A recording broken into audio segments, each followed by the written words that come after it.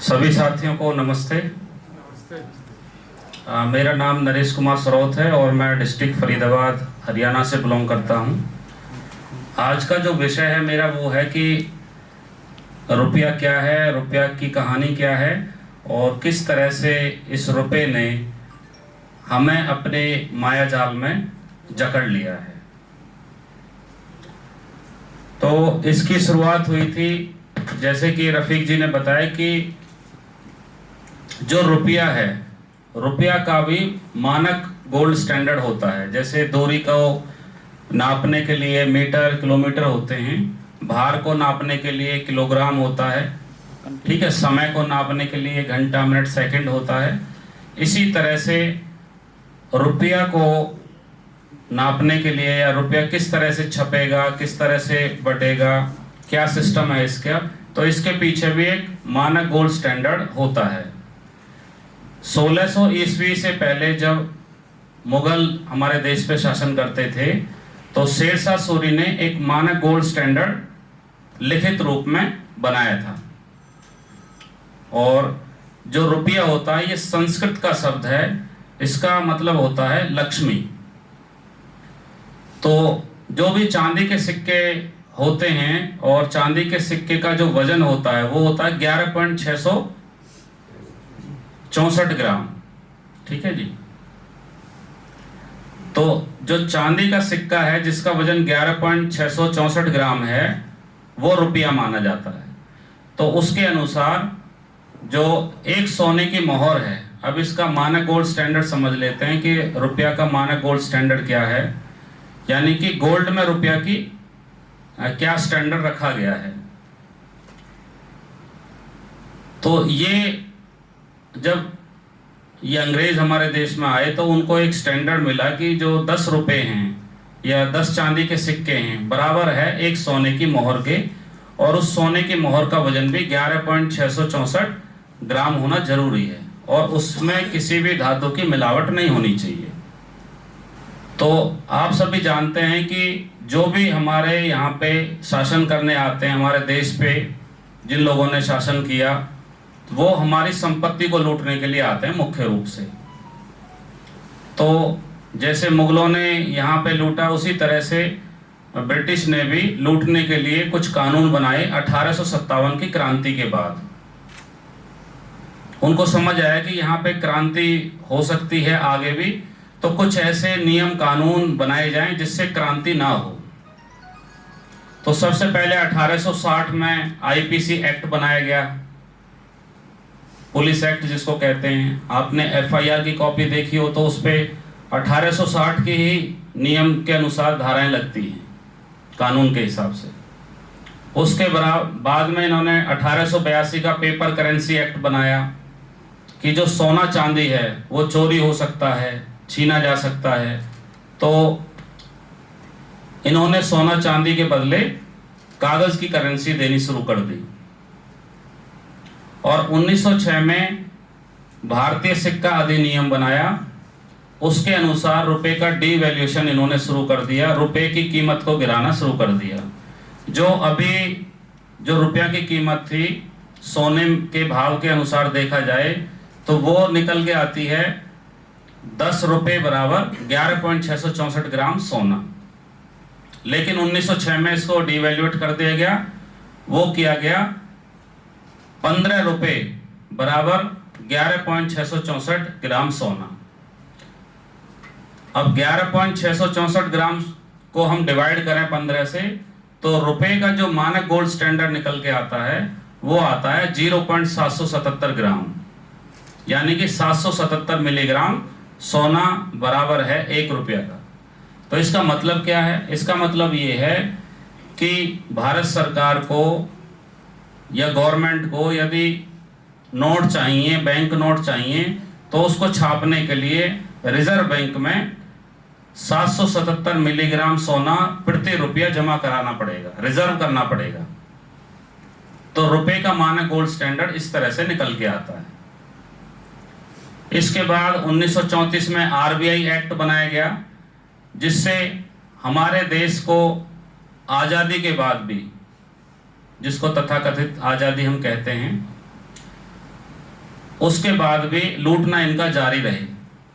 तो इन्होंने क्या किया, 1934 में आरबीआई एक्ट बनाया, और आरबीआई एक्ट एक ऐसी विदेशी कंपनी है जो बैंक ऑफ इंग्लैंड से संचालित है, और जहाँ पे जो रुपया है, जो बैंक नोट हैं, वो छापे जाते हैं reserve bank of India RBI के माध्यम से, और उसके बदले जो हमारी बहुमूल्य कीमती सोना चांदी है उसको उसमें रिजर्व कर दिया जाता है और बैंक ऑफ इंग्लैंड भेज दिया जाता है। इन सभी को प्रैक्टिकली समझने के लिए मेरे पास कुछ बैंक नोट हैं, उनको समझते हैं। हाँ 12 बजे बाद आयो। हाँ वो भी कवर ना।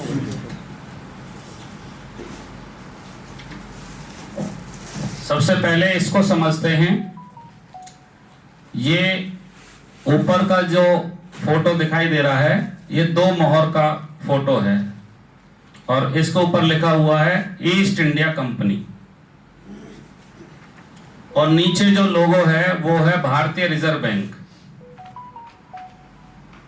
आप दोनों के लोगों में समानताएं देख पा रहे होंगे, यहां पे कलर पीला है, यहां पे काला है,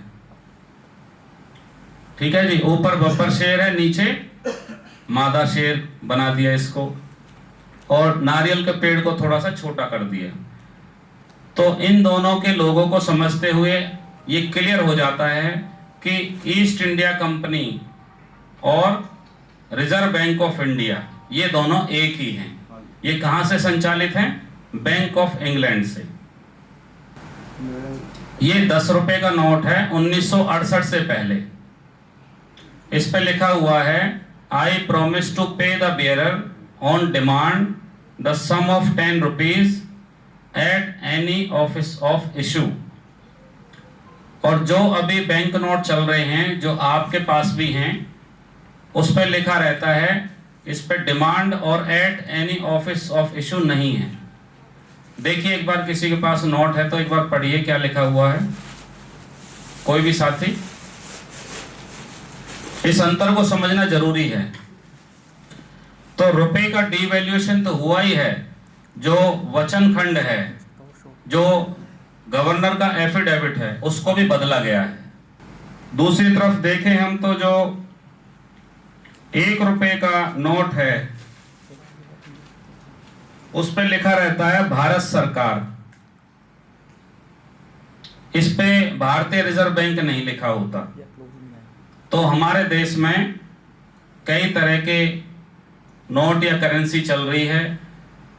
आप सिक्के पे देखोगे तो उस पे भारत सरकार लिखा रहता है, ठीक है जी। 1 रुपए पे देखोगे तो 1 रुपए का जो नोट है उस पे गवर्नमेंट ऑफ इंडिया, भारत सरकार लिखा रहता है। हाँ या ना में तो जवाब दीजिए कुछ, या सुस्ती आ रही है? चलिए, तो इस अंतर को समझना जरूरी है कि जो 1 रुपए के नोट हैं यही भारत सरकार छाप सकती है। बाकी के जितने भी नोट हैं 2 रुपए से लेके 2000 रुपए तक के जितने भी नोट हैं वो आरबीआई छाप के देता आपको। जैसे ये 500 रुपए का नोट है, ठीक है जी। तो ये जितने भी नोट हैं ये प्रोमिसरी नोट हैं, और 8 नवंबर 2016 को जब प्रधानमंत्री ने घोषणा की थी कि 500 रुपए और 1000 रुपए के जो बैंक नोट हैं वो लीगल टेंडर नहीं रहेंगे आज रात्रि 12 बजे के बाद से। इसका मतलब क्या हुआ? ये लीगल टेंडर हैं। बैंक नोट क्या है? Legal tender. तो इन सब चीजों को समझना जरूरी इसलिए है क्योंकि इन नोटों के चक्कर में ही हम कर्जदार हुए हैं। असली संपत्ति तो हमारी सोना और चांदी है। वो संपत्ति हमारी जो पुरखों की थी वो इन्होंने जमा करके बाहर भेज चुके हैं, और हमें ये कागज के नोट पकड़ा दिए हैं, ठीक है जी। तो इस तरह से हमें लोन के मकड़ जाल में डाला गया है। इसकी और अच्छी जानकारी आपको इस बुक से भी मिल सकती है। इसका नाम है बैंकों का माया जाल। इसमें बहुत ही सिंपल भाषा में ये सारी जानकारी उपलब्ध है कि किस तरह से 1600 ईस्वी में बैंकों की स्थापना की गई और देश को और उसकी गवर्नमेंट को गुलाम बनाया गया। और जब देश और उसकी गवर्नमेंट गुलाम बन जाती है तो गवर्नमेंट को ही ये बैंक फाइनेंस करते हैं, लोन देते हैं। वो विदेशी लोन भी हो सकता है या फाइनेंस भी हो सकता है। तो इस बुक को आप जरूर पढ़ें। जिस भाई के पास, साथी के पास ये बुक नहीं है, वो जरूर संपर्क करें, उनके पास PDF हम भेज देंगे।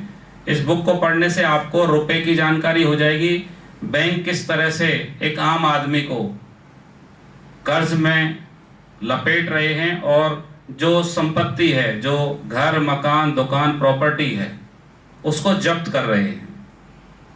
तो इससे बहुत अच्छी जानकारी आपको मिलेगी। इसको आप लगातार पढ़ें और ये सारी चीजें आपकी क्लियर होंगी। ठीक है जी। तो इन्हीं शब्दों के साथ मैं अपनी वाणी को विराम देता हूं और अगले जो भी साथी हैं मंच पे आएं। बहुत बहुत धन्यवाद।